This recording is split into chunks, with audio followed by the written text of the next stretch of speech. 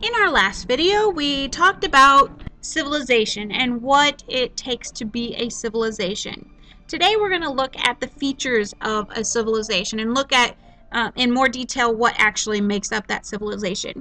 Like I said, there's a lot of different elements that historians and archaeologists look at. And one of those is going to be government. Basically, what's the power system that's available in this community. In a lot of the communities that we're going to be looking at, the first power goes to the priests, the people that were their religious leaders. But then as these communities needed protection, that power is going to go to the warrior class instead. What we see in a lot of the civilizations is that they have hereditary rulers, which means that it's passed down from father to son. Usually, not always. When we get into non-Western Civ second semester, we're going to see how mothers become important in Africa. But for the most part, it's fathers to son that's very important. We also see in a lot of these civilizations that most of the rulers are rulers by divine right. And divine right just means that a god of some sort gave them the right to rule. According to their religion, some sort of god gave them the right to have the power over the people. And so that's going to give them kind of an extra element that they have that connection with the religion, which is how power started out to begin with until it became the warrior class. But as time goes on, a lot of these governments become much more complex. They need more help because the cities are getting bigger or their empires are getting bigger, and so they need more help to actually rule the people. And so what's going to develop is called a bureaucracy. And a bureaucracy just means that these are people that are helping you out, that you delegate responsibility, that these are certain officials, they're appointed officials that are going to, maybe one's going to take over the taxes, another one's going to take over agriculture, another one's going to take on commerce. But that way the king or queen, but usually the king, does not have to deal with all the issues. They just deal with the major ones, the most important ones, which is typically passing laws and protecting the people. But all the other little things, that's what he's got people to do for him. So that's something that we see develop in a lot of the different civilizations. The second thing that's pretty common is religion. And in all the early civilizations, polytheism was the way to go. And being polytheistic just means that you believe in many gods and goddesses, that it's not just one person or thing that you believe, it's not just one god that you believe in. There's multiple different things. And so they would build temples to each of the gods or goddesses. They would have priests for all of them. They would sacrifice animals. In some cases, they sacrificed humans. But every civilization had some form of religion. Another thing that is common to all of them is job specialization, where people, because they had the time to settle down and say, oh, I'm good at this, they specialized in a certain job and became very good at that job. So you do have a group of people called artisans that will develop. Artisans are skilled craft workers, so it takes years of experience and it's very difficult to do their job, or they have to learn how to do it. It's a long process.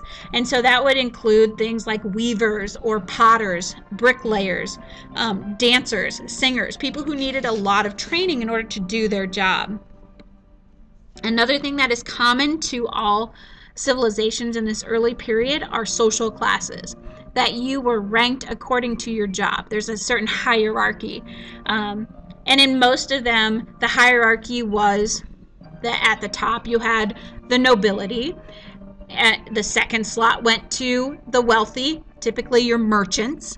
The third slot went to your artisans, the people that were doing the specialized jobs. And then you had your peasants or your farmers towards the bottom. And at the very bottom you had the slaves. They universally were always at the bottom of the pyramid. But you had this ranking according to your job of how valuable you were to the civilization. Another thing that's common is arts and public works.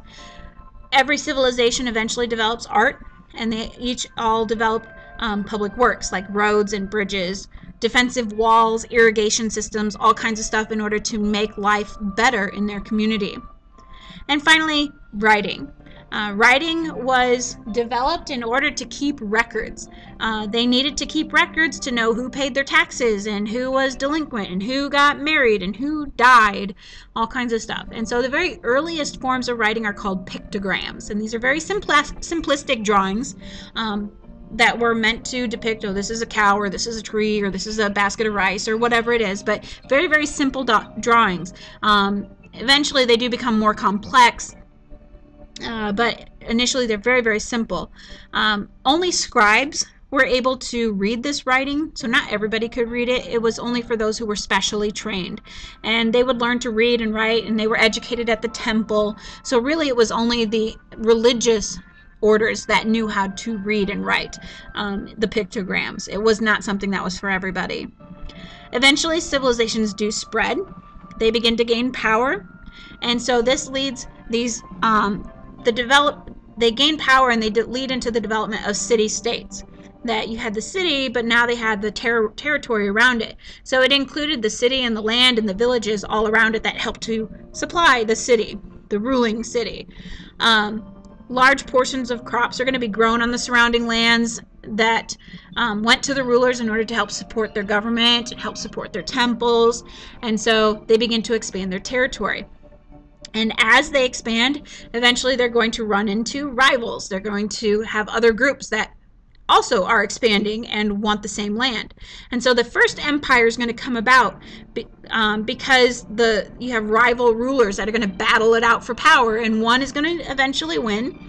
And so now they have two city-states, and so it becomes an empire. So those first empires are going to come about because people begin battling themselves. And so the conquerors are going to create these empires, and it's a group of states and territories that are controlled by one ruler.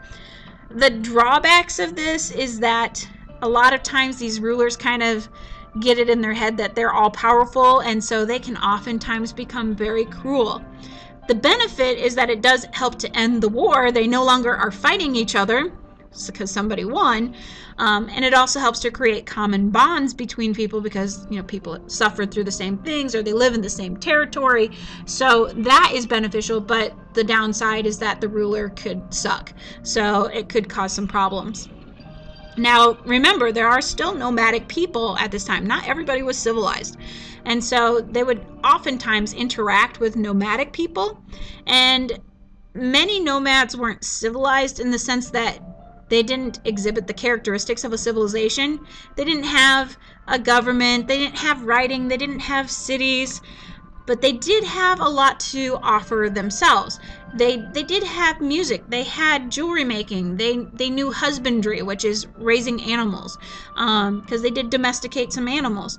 They knew weaving, they knew music, they knew oral poetry. So I mean, there's just all kinds of stuff that they also were very, very skilled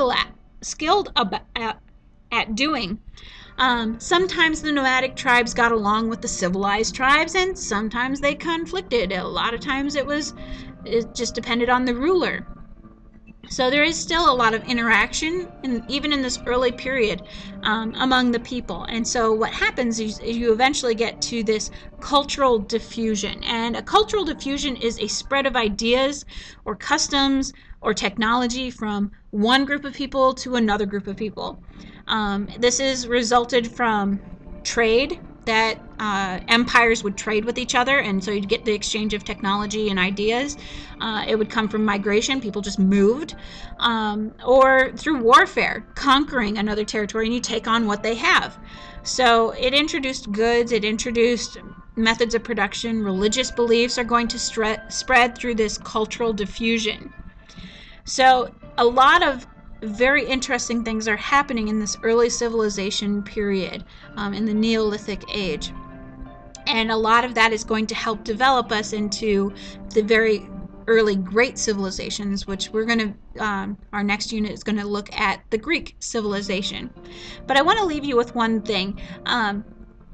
Here's a thought. Being civilized, quotation marks, being civilized does not necessarily make you stronger than those who are not.